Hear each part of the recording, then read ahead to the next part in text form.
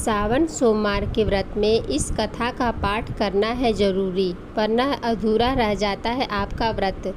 आज सावन सोमवार का पहला व्रत है और इस व्रत को करने से आपकी सभी मनोकामनाएं पूर्ण होती हैं और आपको अपार सुख की प्राप्ति होती है। सावन सोमवार के व्रत को करने वाले भक्तों के लिए इस कथा का पाठ करना अनिवार्य बताया गया है। मान्यता है कि सावन सोमवार के व्रत में इस कथा का पाठ किए बिना व्रत का पूर्ण फल नहीं प्राप्त होता है।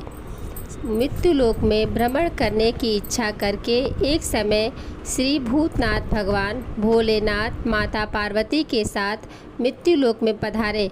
भ्रमण करते करते दोनों विदर्भ अमरावती नाम की एक अति रमणीक नगरी में पहुँचे। अमरावती नगरी स्वर्ग के समान सभी प्रकार के सुखों से परिपूर्ण थी।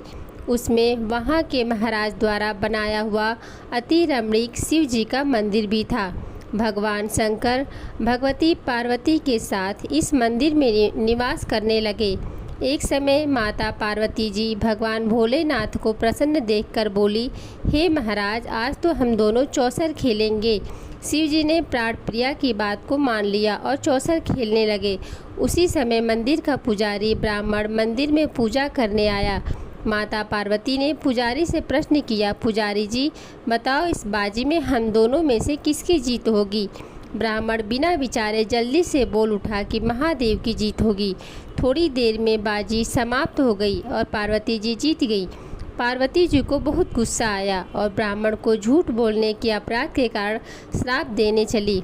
भोलेनाथ ने पार्वती को बहुत समझाया, लेकिन उन्होंने ब्राह्मण को कोढ़ी होने का शाप दे दिया। कुछ समय बाद पार्वती जी के श्रापवश पुजारी के शरीर में कोढ़ पैदा हो गया। वह बहुत अधिक दुखी रहने लगा। पुजारी का कष्ट भोगते हुए जब बहुत दिन गुजर गए, तब एक दिन देवलोक की अप्सराएं शिव जी की पूजा करने के लिए उस मंदिर में पधारी। पुजारी के कोढ़ के कष्ट को देखकर उन्हें बड़ी दया आई। उन्होंने उससे रोगी होने का कारण पूछा। पुजारी ने सारी बातें बता दी। वे अप्सराएं बोली, हे पुजारी, अब तुम अधिक दुखी मत होना। सावन सोमवार का व्रत भक्ति भाव से करो। पुजारी ने अप्सराओं से व्रत की विधि पूछी। अप्सराओं ने बताया, सोमवार को भक्ति भाव से व्रत करो। साफ वस्त्र पहनो। संध्या व उपासना के बाद आधा सेर गेहूं का आटा लो और उसके 3 भाग कर लो। घी, गुड़, दीप, नैवेद्य, पुंगीफल, बेलपत्र, जनेऊ, जोड़ा, चंदन, अक्षत, पुष्पादि से प्रदोष काल में भगवान शिव की पूजा करो। उसके बाद तीनों भागों में से एक भाग शिव जी को अर्पण करो। बाकी 2 शिव जी का प्रसाद समझकर उपस्थित लोगों में बांट दो और आप भी प्रसाद समझकर खाओ। इस विधि से 16 सोमवार व्रत रखो।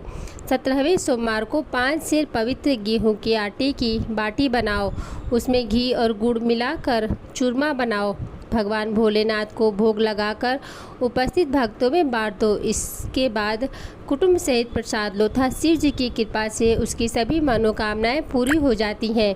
ऐसा कहकर अप्सराएं स्वर्ग को चली गई। ब्राह्मण ने सोमवार व्रत किया तथा भगवान शिव की कृपा से रोग से मुक्ति पाकर आनंद से रहने लगा।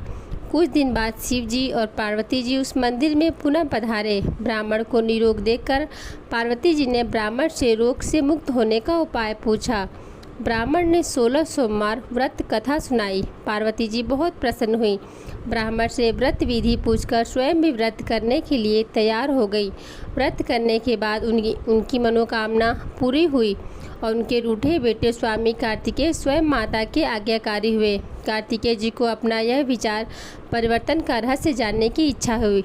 वे माता से बोले, हे माता, आपने ऐसा कौन सा उपाय किया जिससे मेरा आपकी ओर आकर्षित हो गया? पार्वती जी ने वह शेष सोमवार व्रत कथा की उनको सुना दी। कार्तिकेय जी ने कहा, इस व्रत को मैं भी करूंगा, क्योंकि मेरा प्रिय मित्र ब्राह्मण बहुत दुखी दिल से परदेश गया है। मेरी इससे मिलने की बहुत इच्छा है। कार्तिकेय जी ने इस व्रत को किया और उनका प्यारा मित्र मिल गया। मित्र ने इस आकस्मिक मिलन का भेद पूछा तो कार्तिकेय जी बोले, हे मित्र, हमने तुम्हारे मिलने की इच्छा करके 16 सोमवार व्रत किया था। अब तो ब्राह्मण मित्र को अपने विवाह की बड़ी चिंता हुई। उसने कार्तिकेय जी से व्रत की विधि पूछी और यथाविधि व्रत किया। व्रत के प्रभाव से जब वह किसी कार्य से विदेश गया तो वहाँ के राजा की लड़की का स्वयंवर था। राजा ने प्रण किया था कि जिस राजकुमार के गले में सब प्रकार से श्रृंगारित हथनी माला डालेगी, मैं उसी के साथ अपनी प्यारी बेटी का विवाह कर दूंगा। शिव जी की कृपा से वह ब्राह्मण भी उस स्वयंवर को देखने की इच्छा से राजसभा में एक ओर जाकर बैठ गया। नियत समय पर हथनी आई और उसने जयमाला उस ब्राह्मण के गले में डाल दी। राजा ने अपनी प्रतिज्ञा के अनुसार बड़ी धूमधाम से अपनी कन्या का विवाह उस ब्राह्मण के साथ कर दिया और ब्राह्मण को बहुत सा धन व सम्मान देकर संतुष्ट किया। ब्राह्मण सुंदर राजकन्या पाकर सुख से जीवन व्यतीत करने लगा। एक दिन राजकन्या ने अपने पति से प्रश्न किया, हे प्राणनाथ, आपने ऐसा कौन सा भारी पुण्य किया था जिसके प्रभाव से हथनी ने सब राजकुमारों को छोड़कर आपको वरण किया? ब्राह्मण बोला, हे प्राण प्रिय, मैंने अपने मित्र कार्तिकेय जी के कथानुसार 16 सोमवार का व्रत किया, जिसके प्रभाव से मुझे तुम जैसी रूपवान पत्नी की प्राप्ति हुई है। इस व्रत की महिमा सुनकर राजकन्या को बड़ी हैरत हुई। वह भी पुत्र की कामना करके इस व्रत को करने लगी। शिव जी की दया से उसके गर्भ से एक अति सुंदर, सुशील, धर्मात्मा, विद्वान पुत्र उत्पन्न हुआ। माता और पिता उस देव पुत्र को पाकर अधिक प्रसन्न हुए और इस प्रकार जो मनुष्य 16 सोमवार के व्रत को श्रद्धापूर्वक करता है, उसकी सभी मनोकामनाएं भगवान शिव जी की कृपा से पूर्ण होती हैं और उसे मोक्ष की प्राप्ति होती है। बोलो भगवान भोलेनाथ की जय। हर हर महादेव।